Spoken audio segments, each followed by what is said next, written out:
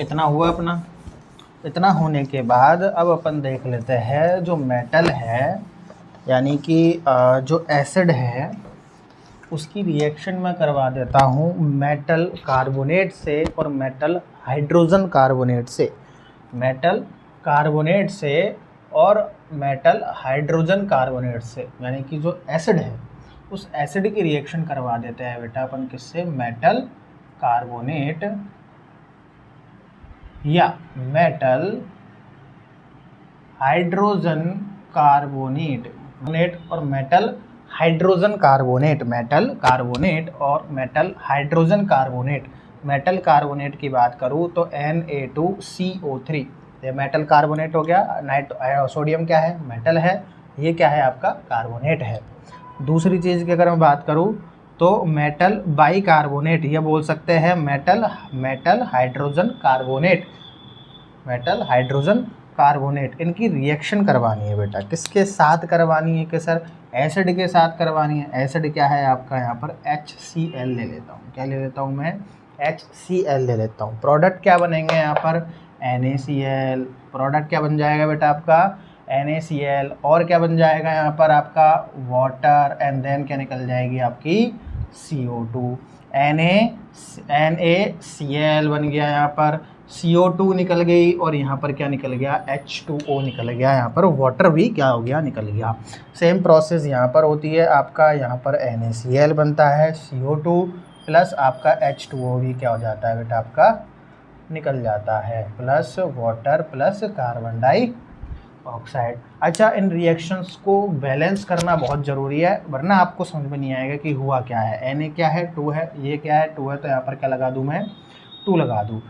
Carbon कितने हैं, 1 है, कार्बन कितना है, 1 है, कोई इशू नहीं है। CO3 ऑक्सीजन कितने हैं, 3 है, यहाँ पर ऑक्सीजन कितने हैं बेटा, 3 है, कोई दिक्कत नहीं है। तो साहब हो गई, कैसे हो गई कि सर Cl 2 है, यहाँ पर Cl कितना है, 1 है, तो यहाँ पर Cl को कितना कर दो, 2 कर दो। तो ये रिएक्शन क्या हो गई बेटा आपकी, बैलेंस हो गई। बात आई समझ में आपके। Na1 है, Na1 है, Na1 है, Na1 है, Cl1 है, Cl1 है, हाइड्रोजन 2 है, हाइड्रोजन एक ये रहा, एक ये रहा। कार्बन कितना है, 1, कार्बन कितना है, 1, ऑक्सीजन कितना है, 2 और एक 3, ऑक्सीजन कितना है यहाँ पर 3। पूरी रिएक्शन क्या है, ऑलरेडी बैलेंस्ड है। बात समझ में आई बेवकूफ़ो, ठीक है। यहाँ पर होगी अपनी बात। अब इसके बाद अगर मैं यहाँ पर बात करूँ बेटा, तो एसिड की रिएक्शन होगी आपकी मेटल कार्बोनेट के साथ और मेटल हाइड्रोजन कार्बोनेट के साथ होगी। अब एसिड और बेस जो है बेटा एक दूसरे के साथ अगर रिएक्ट कर ले तो यहाँ पर कैसा रहेगा, एसिड और बेस, किसकी रिएक्शन, एसिड की और बेस की। एसिड प्लस बेस ये दोनों ही अगर एक दूसरे के साथ रिएक्ट कर ले तो किस तरीके की संभावनाएं बनेंगी। जैसे कि एसिड है, NaOH है एसिड, और ये HCl। अब ये एक दूसरे के साथ ही अगर क्या कर ले बेटा, रिएक्ट कर ले तो कैसा रहेगा, NaCl, और यहाँ पर क्या निकल जाएगा, वाटर, NaCl, और वाटर यहाँ से, वाटर क्या हो गया, यहाँ से रिलीज हो गया, ठीक है। तो यानी कि सिंपल भाषा में अगर अपन कह सकते हैं कि एसिड प्लस बेस की जब रिएक्शन होती है तो क्या बनता है, सॉल्ट प्लस H2O, यानी कि सॉल्ट बनता है।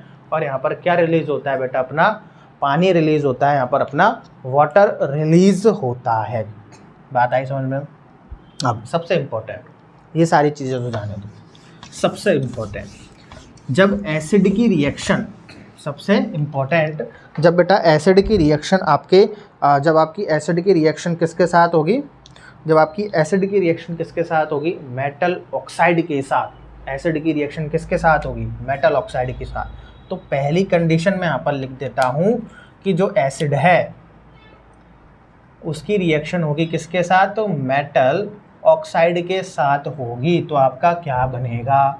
और दूसरी कंडीशन आपकी क्या है यहाँ पर, जब आपकी बेस की रिएक्शन होगी नॉन मेटल ऑक्साइड के साथ, किसके साथ, नॉन मेटल ऑक्साइड के साथ, तो क्या कंडीशन होगी, ये अपन को दोनों कंडीशंस बतानी है। तो सबसे पहली कंडीशन की अगर मैं बात करूँ, किसी मेटल ऑक्साइड को ले लो, मैं कॉपर ऑक्साइड ले रहा हूँ। कॉपर क्या है? मेटल है। ये क्या है? ऑक्साइड है। तो क्या हो गया? कॉपर ऑक्साइड यानी कि मेटल ऑक्साइड।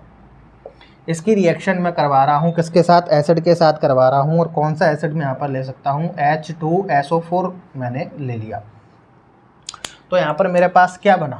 CuSO4। क्या बना मेरे पास? CuSO4। क्या बन गया मेरे पास? एक सॉल्ट बन गया। CuSO4 मेरे पास बन गया। और यहाँ पर मेरे पास क्या निकल गया? पानी। क्या बन गया? CuSO4 और पानी। यानी कि अपन कह सकते हैं कि यहाँ पर एसिड और मेटल ऑक्साइड की रिएक्शन करने के बाद क्या बनता है? आपका वाटर निकलता है। और कॉपर सल्फेट का सॉल्यूशन क्या हो गया? यहाँ पर बन गया। कॉपर सल्फेट का क्या बन गया? सॉल्यूशन बन गया। ऐसे ही बेटा दूसरी रिएक्शन की अगर मैं बात करूँ तो नॉन मेटल ऑक्साइड की रिएक्शन अगर मैं कैल्शियम हाइड्रोक्साइड के साथ करवा दूँ, किसके साथ करवा दूँ बेटा? कैल्शियम हाइड्रोक्साइड के साथ करवा दूँ। मैंने क्या बोला? नॉन मेटल की रिएक्शन बेस के साथ करवानी है। तो कैल्शियम हाइड्रोक्साइड क्या हो गया? बेस, क्योंकि OH माइनस निकाल रहा है, बेस है।